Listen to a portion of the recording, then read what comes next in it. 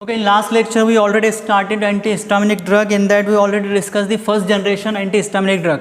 We discussed histamine, its pharmacological action, and we already started antihistaminic drug. In that we cover first generation of drug. Now today we will discuss the second generation of antihistaminic drug.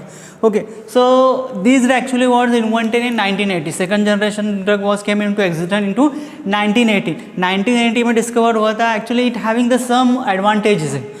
इसका utilise करने से कुछ advantages है. Actually this drug having the higher affinity to H1 receptor, higher affinity H1 receptor, so it gives prominent result or good result over the first generation, and it having the less anticholinergic drug. Actually जो first generation drug है, it mainly block your cholinergic receptor. That's why some anticholinergic side effect is there. So these type of effect is not seen in second generation of drug. So second, in the absence of CNS depression property, means what, this drug is not depressing your central nervous system. First generation drug is mainly depress your central nervous system. That's why certain complication is there. Due to depression of your central nervous system, certain complication means concentration problem is there, motor, so psychomotor function is affecting. Most of your CNS function is affecting due to depression or due to affecting on your central nervous system. So these drug second generation is less affecting on your central nervous system. That's why less side effect related with your central nervous system. Additionally, it having the additional anti-energic property. Additional anti-energy, apart from histamine blockage, is also modifying the release of LEUCA or modifying the action. Not only release, modify action of leukotriene, modify action of PF, proliferate activated factor, also cytokinin. Okay, it is not additional. Normally first one anti-allergic action, but it having the additional anti-allergic action, not only blocking your histamine, it also modifying the action, modifying the release as well. They modify the action of leukotriene, modify the action of proliferate activator factor, or as well as cytokinin. Okay, so these are the some advantages. Now let me discuss what are the advantages over the first generation. First generation के हिसाब से आपके उसके हिसाब से कुछ advantages discuss करने हैं. So what are the that advantages? This drug no psychomotor impairment is there. Actually it means different less as already we discussed in previous point, this drug less affecting on your central nervous system, less disturb your central nervous system. That's why no psychomotor impairment is there. Driving is not contradicting. Driving is allowed when you are taking this drug. In first generation we are taking if this drug, so driving or function on operating from the operating machine is quite difficult, is or contraindicated. But in this case driving is, if you are taking second generation antihistamine, you can drive car, you can operate any machine, so it is not contraindicated in that condition.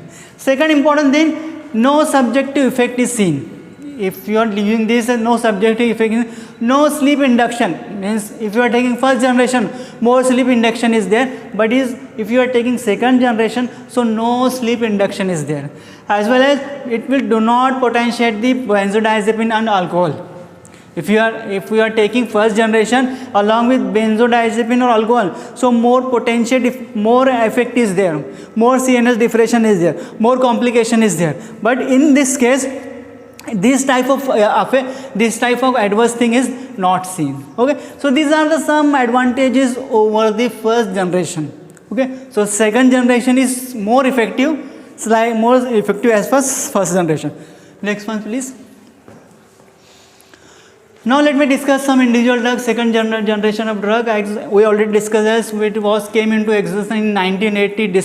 Exactly in 1980 में इसका discover हुआ था, utilise हुआ था, market में आया था. Now one by one will discuss. First is fexofenadine. Fexofenadine actually it is analogue of terfenadine. Fexofenadine is the analog of terfenadine. Why we are not using terfenadine? Because of certain complication. It will responsible for ventricular tachyarrhythmia. This drug is responsible for Tourette D point. If you are co-administered, it is given along with CYP3A4 inhibitor, means erythromycin, clarithromycin, ketoconazole, itraconazole. अगर आप टर्फेनाडिन को इनके साथ prescribe करते हो, if you are giving along with this drug, for example erythromycin, clarithromycin, so chances of torsades point is there.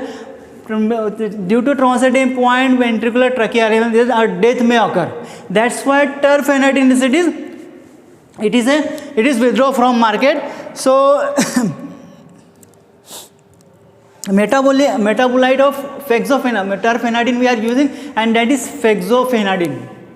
Okay, this drug actually, why trachearrhythmia is there, why toracity point, why? Because of his blocking of delay of rectifier sodium channel in high doses. Okay, so this drug is actually penetrate or cross the blood-brain barrier very poorly.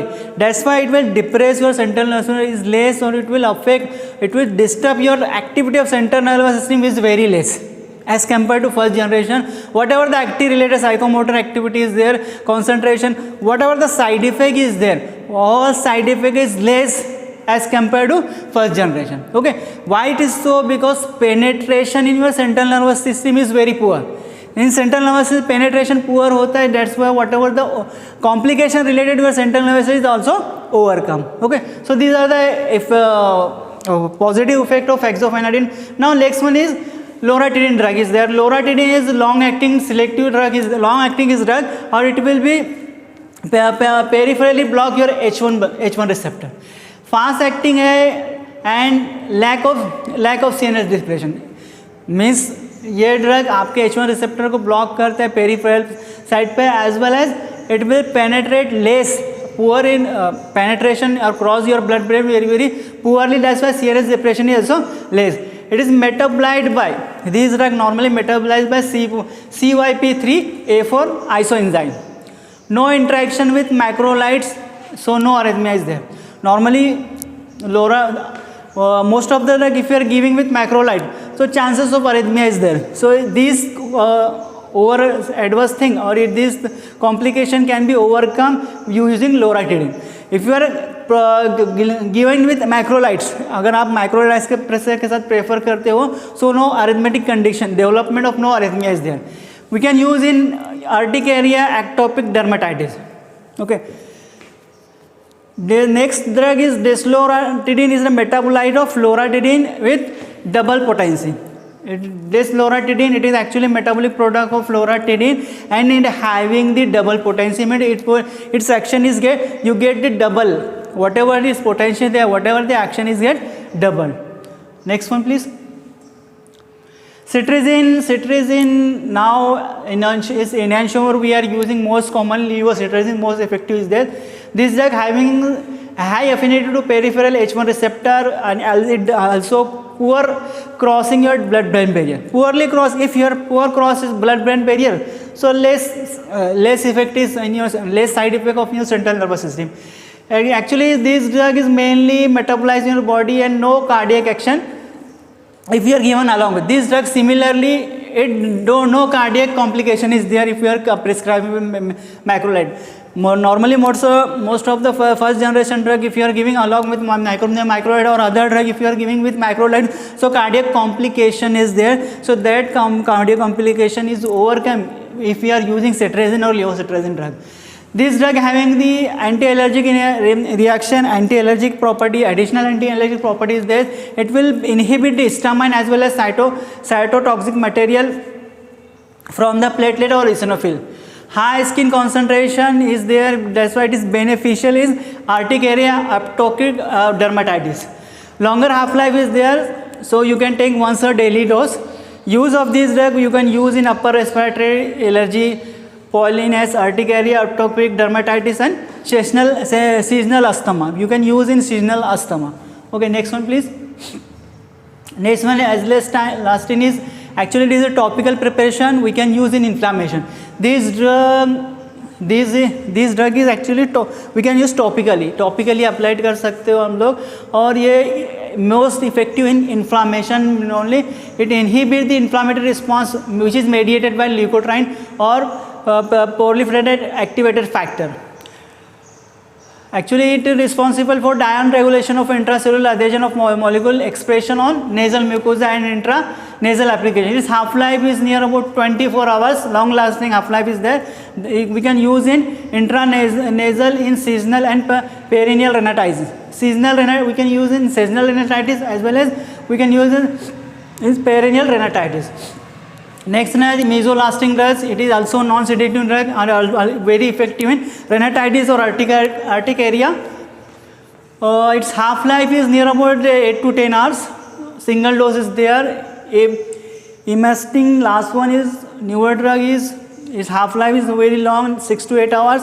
Used in nasal or skin allergy or erythrogenogenic potential is there. So these are the some second generation of drug which is slightly having this slightly advantage over first generation. Next one please. Okay, so these are the some all related with second generation.